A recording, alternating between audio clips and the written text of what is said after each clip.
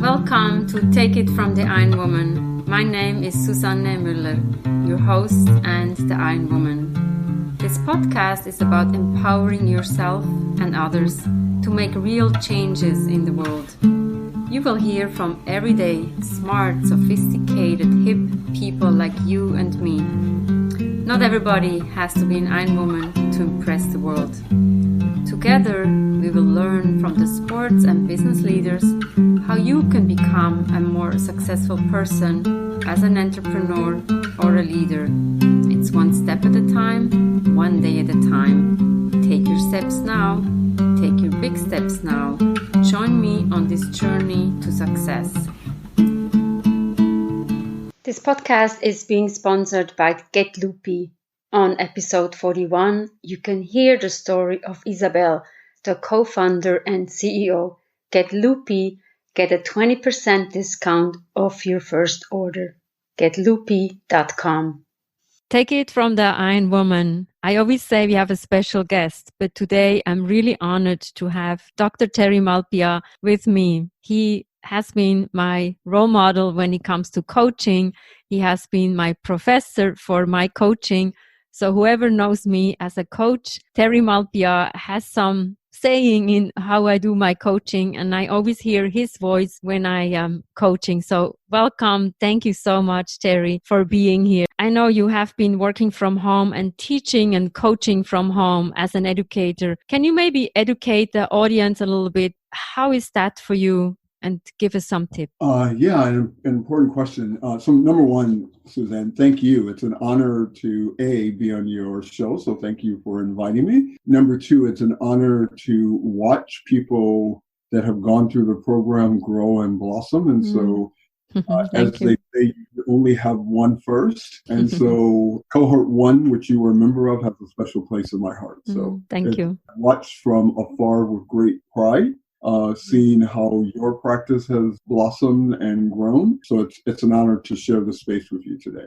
And so if I were to describe, so just a little context, I'm in love with the 3 C's, context, content, and conduct. So I'll probably use as an organizing framework. So in terms of context, Columbia started noticing the episode that we're all experiencing now, probably in early January when we returned back from our holiday break. We have a significant number of international students in general, probably about 30% these days.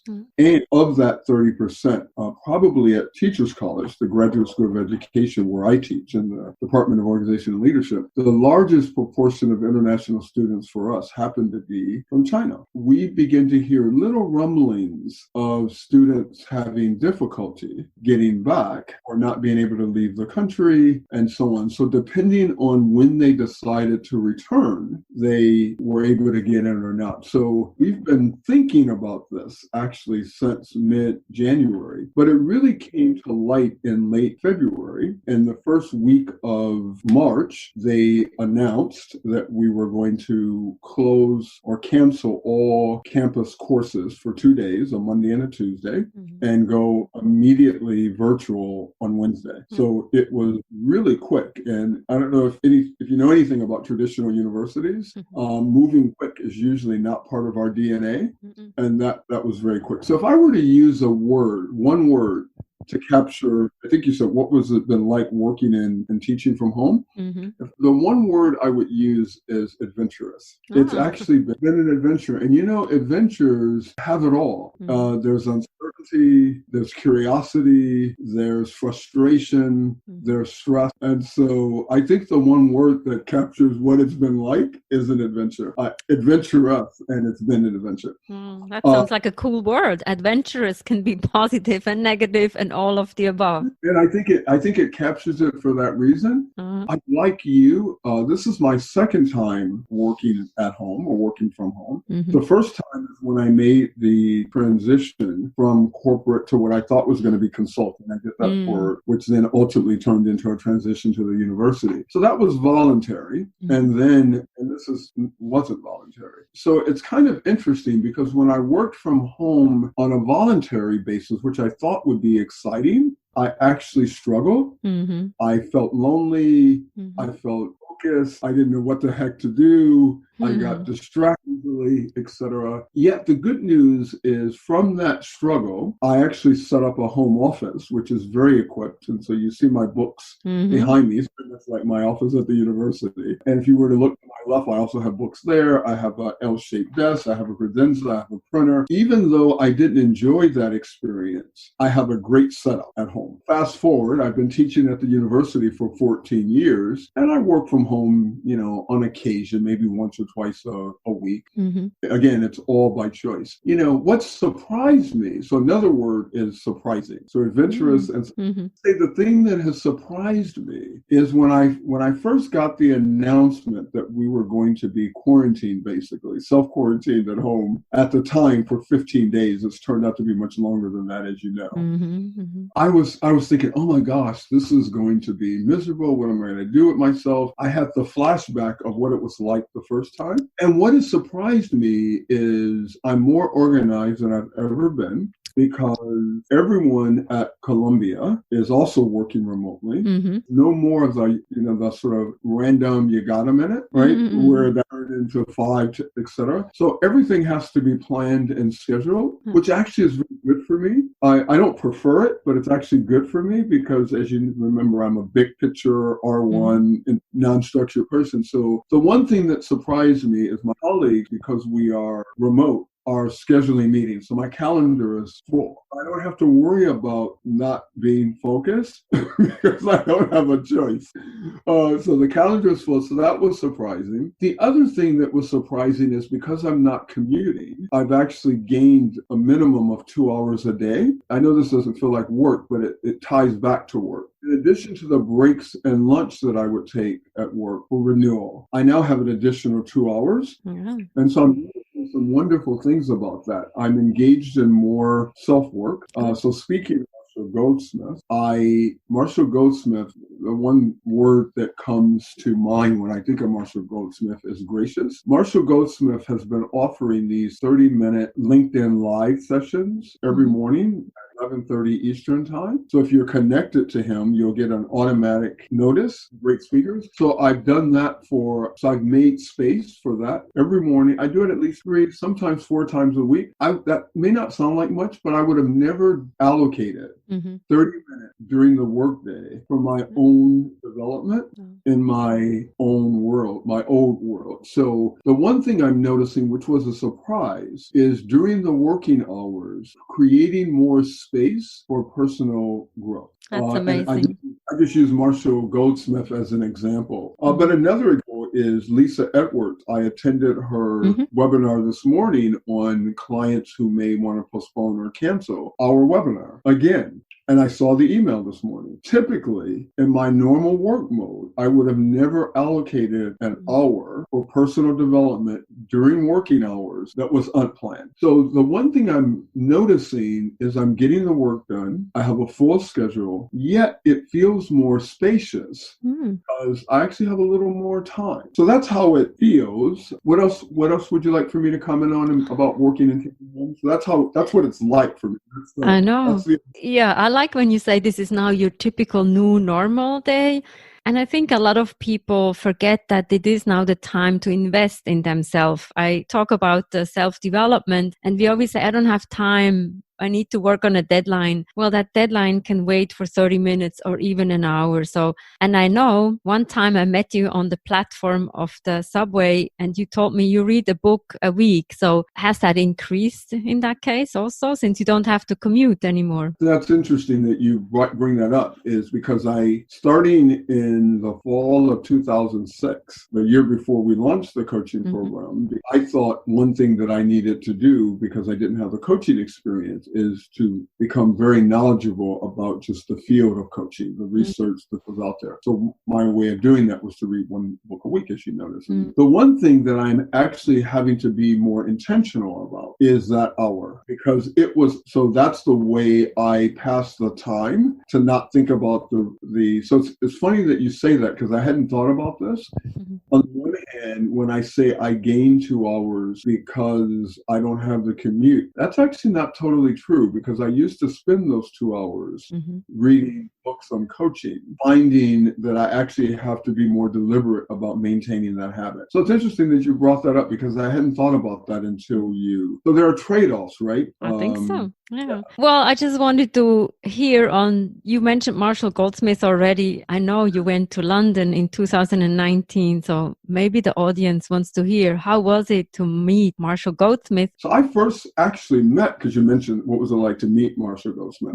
I actually first met Marshall Goldsmith 20 years ago. In corporate, when he was delivering a leadership development program, and I thought he was really great there. So I have followed his work. I had been intrigued by one of his more recent books, Triggers, and its application coaching. So I reached out to him and invited him to be one of our keynotes for the 3rd International Columbia Conference. So that was in 2018. I got to get reacquainted with him then in planning for that conference. He was so gracious. The day of the conference, after his keynote, he said, I have a place in New York. Would you like to invite some people over to my place, and I can order pizza and wine, and we can just continue? And I said, well, Marshall, 1, thank you very much. And number 2, how in the world am I going to choose 20 people out of all my life?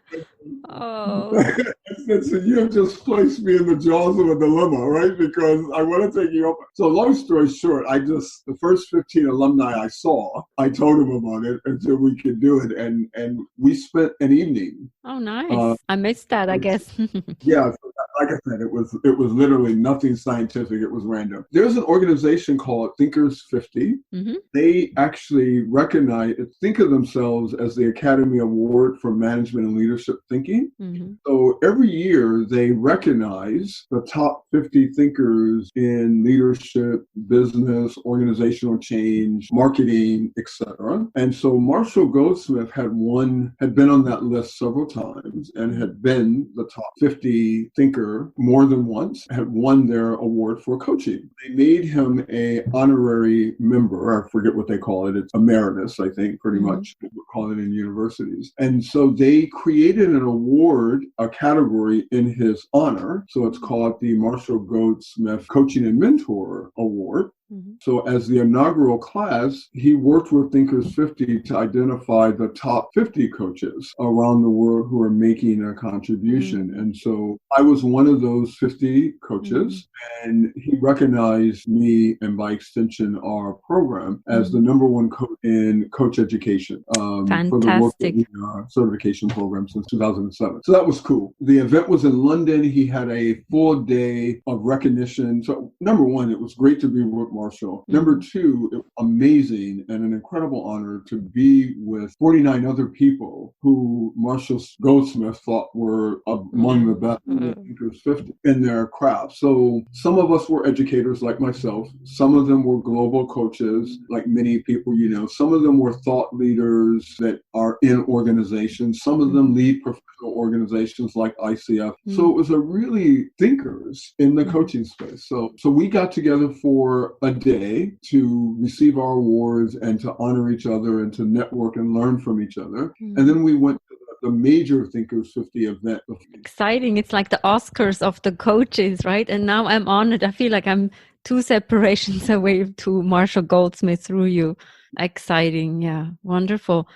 To sum it up, our episode again, great learning always when I talk to you. I want to hear a little bit about your saxophone. How is that? Well, the saxophone is going well. I had a 30-year hiatus, and this kind of relates to what are some tips for working and teaching at home. And some of them are really practical, and I'll come back to the saxophone. But some of them are really practical, like designing an effective structure, right? And so making sure that you have a space. So I think if at all possible to have, if you're fortunate enough to have a space that can be dedicated for work. So I find that it's great for me so when I come into this room, it is for work. It's not for television. It's not for talking on the phone unless it's for business. So really designing an effective structure. I think leading from afar. So I have a team of, in addition to my day job, as you know, running a coaching program, I have a team of 10 facilitators that now teach for us and work with us,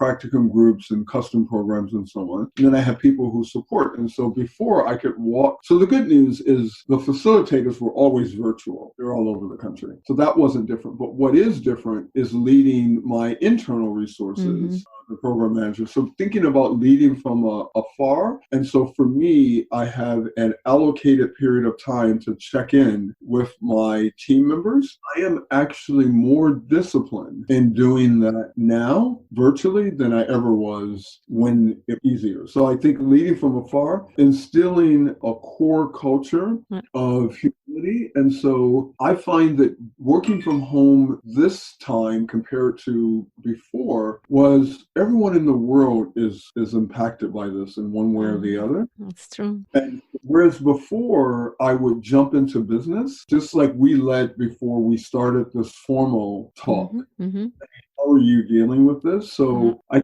instilling a culture of care and compassion, and really, even when there's a conference call, asking the simple question, but important and powerful question, like, how are you during these times? And allowing space for that to be on the agenda, I think is and so this next point is finding a new routine. And so here's where saxophone comes in.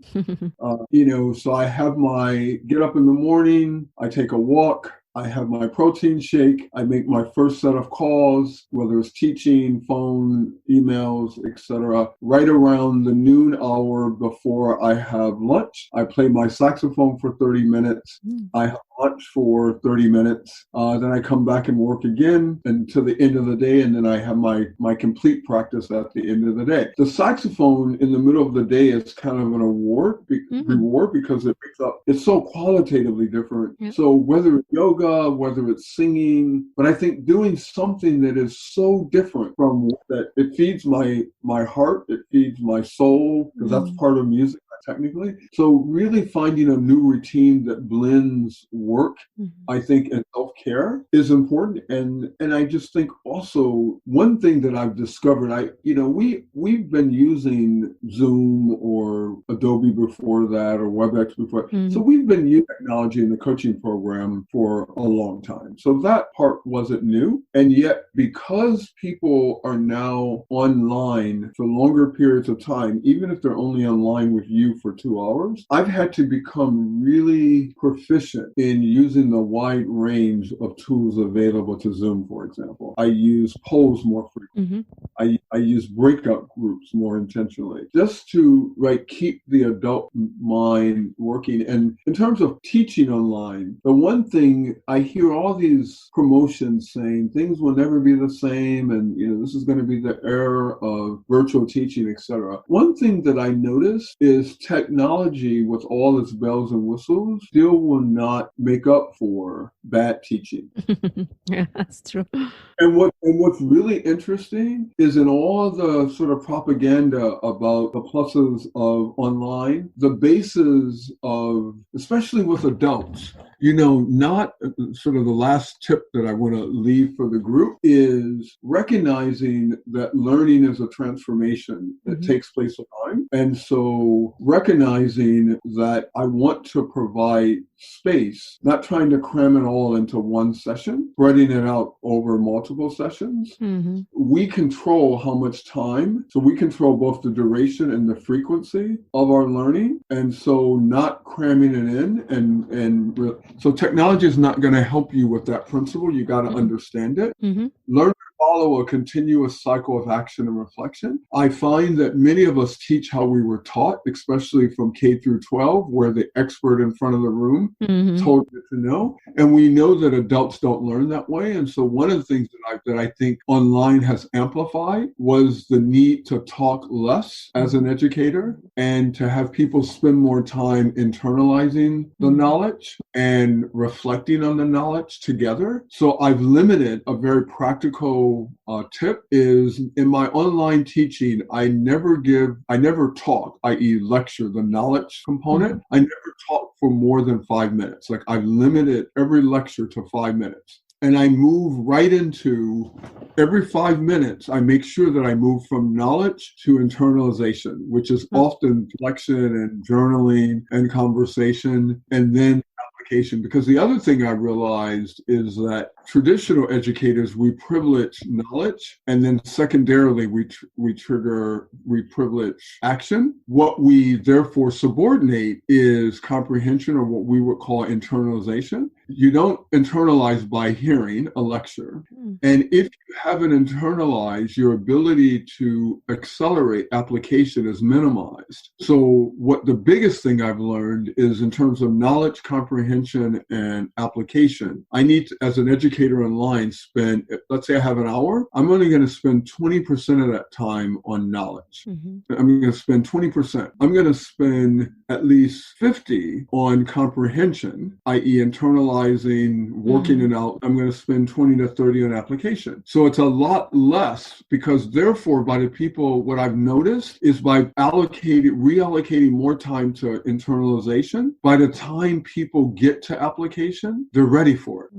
Interesting. But if you go from knowledge to application too quickly, what I've noticed is that people simply do what they were doing before. So by definition, they're not learning. So the big thing for me is that online won't change that mix of knowledge, comprehension, that we as educators, coaches, etc. I think the same, as you know, applies for coaches. We need to talk less and more and have the client do heavy lifting. And so another adult learning principle is that, why comprehensive matters is that learning is most effective when it addresses real life situations. Exactly. So when we get a knowledge component, the comprehension is to say for them, what problem, challenge, or opportunity might this help you attend to?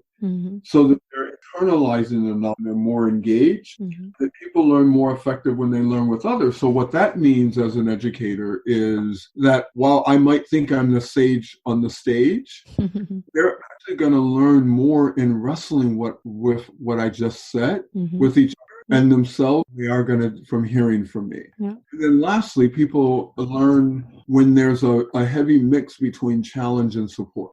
So I deliberately design challenge into these online sessions as well. So my big takeaway is that online made these adult learning principles of transformation, action, and reflection, internalizing knowledge to real life situations, learning with each other, and challenge and support. Online and virtual learning make those principles more important.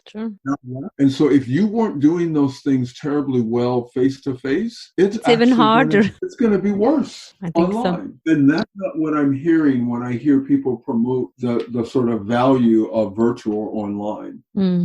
Synchronous, meaning it's a recording and quizzes and all that. Unless it's asynchronous and if it's facilitated by a human being, then you still have to bring those adult learning principles and marry that with the technology. I'm still on, but I'm clearly passionate about that discovery. We hear your passion, and I like what you say is the discipline, it's the routine, and also the reward with the saxophone. I like that. And I think a lot of people forget that. So I think that's a major point. And again, Terry, thank you so much. This was, again, educational for me. Always an honor to talk to you. And good luck with all the other coaching programs that you have. Thank you so much. You're welcome. Thank you. Thanks for inviting me. Bye-bye.